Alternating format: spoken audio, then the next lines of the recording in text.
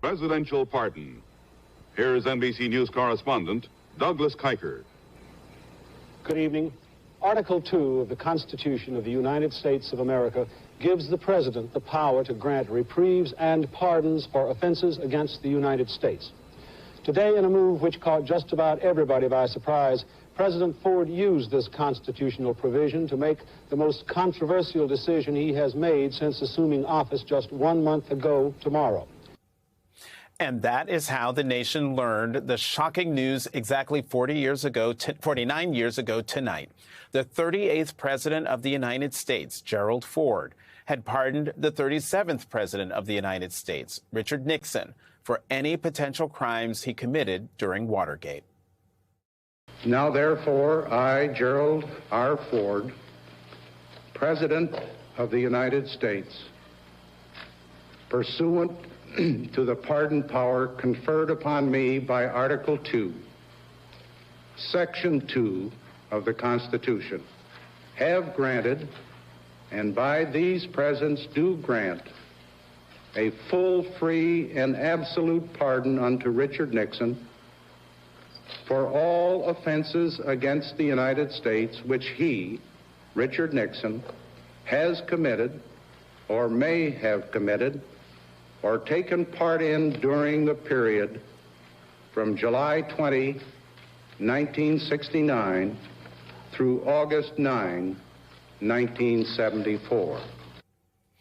After that portion of his Oval Office speech, President Ford signed the pardon of Richard Nixon on camera for the entire nation to see. During that speech, President Ford admitted he could find, quote, no historic or legal precedents to justify the pardon. Instead, he repeatedly invoked mercy for Richard Nixon, saying he wanted to help the nation, quote, after years of bitter controversy and divisive national debate.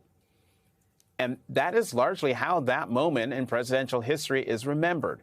A moment of mercy from a benevolent leader and a nation ready to move on from the shame of the Watergate scandal. But let's go back to that NBC News report again. How was the news of Nixon's pardon actually greeted on that day? The White House switchboard was flooded with phone calls all day today, and the White House said most of the calls were angry, heavy, and constant, and generally condemned the pardon. A Gallup poll taken the very weekend Nixon was pardoned by President Ford found that 58% of Americans wanted Richard Nixon to face trial for Watergate.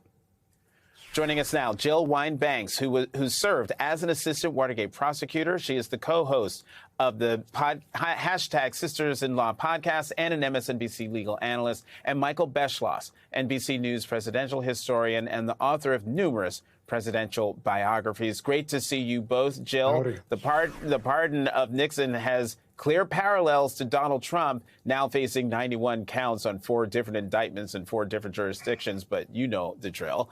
Let's listen to something else President Ford said 49 years ago today. After years of bitter controversy and divisive national debate, I have been advised, and I am compelled to conclude, that many months and perhaps more years will have to pass before Richard Nixon could obtain a fair trial by jury in any jurisdiction of the United States under governing decisions of the Supreme Court. Jill, doesn't that sound a lot like what we hear from Donald Trump? It does, and it wasn't true then, and it's not true now. There is a way to have a free and fair trial because jurors are asked whether they can make a decision based on the evidence in the courtroom and put aside their preconceived notions. And jurors do that all the time. I felt that Richard Nixon should have been indicted. There were rumors back then that it was a deal between Ford and Nixon, that he would take over the presidency and agree to pardon Nixon. There were also rumors that there was a deal between Ford and Leon Jaworski, who by then had replaced Archie Cox as the special prosecutor. I've come to believe that Ford acted out of his own concept of what was fair and just, and because he felt pity for Richard Nixon. but he also made sure that Nixon admitted his guilt when he accepted the pardon. He made sure that a case called Burdick v. U.S., which says basically when you accept a pardon, you are admitting your guilt, that was hand-carried to him by the lawyer he sent to offer the pardon. And it was a very touching scene when I heard the description of the presentation of the pardon along with the Supreme Court case. And it's very touching, but it's still wrong. It is wrong, and we wouldn't be where we are today if there had been a fair trial where people could, and in Georgia, you can see the trial. Hopefully there will be an amendment to the rules to allow it in federal court, because I think seeing the trial would change the minds of many, many citizens. So, Michael, then why do you think all these years later the truth about Nixon's pardon is misremembered? How does it play into our understanding of the Trump indictment? Well, I think what happened is that as long as a president did not do things that not only could have gotten him impeached and convicted, but indicted and tried, as Donald Trump is right now, and, 4 indictments plus and counting, that would have been fine.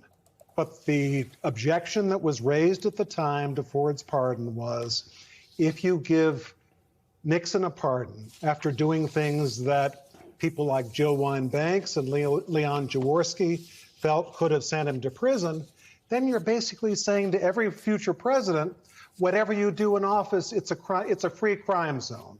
Do what you want. You'll be pardoned on the Nixon precedent, and the worst that will happen to you will be you'll be going back to your seaside villa, either in San Clemente or in Palm Beach. I think if Nixon had at least been indicted, fingerprinted, and had that mugshot, someone like Donald Trump might have said when he was doing bad things, that could happen to me. I'd better be a little bit more careful. Never happened, to the tragedy of the country.